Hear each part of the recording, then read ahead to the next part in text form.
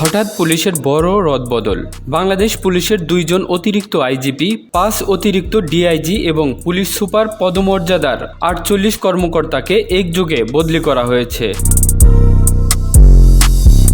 রোববার 28 জুলাই স্বরাষ্ট্র মন্ত্রণালয়ের জননিরাপত্তা বিভাগ পুলিশ এক শাখা থেকে জারি করা পৃথক 4টি প্রজ্ঞাপনে এ বদলি করা হয়।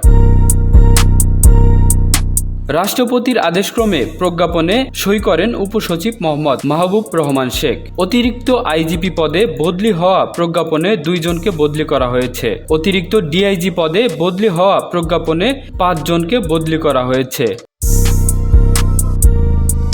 পুলিশ সুপার পদমর্যাদার একটি প্রজ্ঞাপনে একযোগে 32 জনকে বদলি ও আরেকটিতে 16 কর্মকর্তাকে বদলি করা হয়েছে। প্রজ্ঞাপনগুলোতে বলা হয়েছে, জনস্বার্থে জারিকৃত এই আদেশ অবিলম্বে কার্যকর হবে।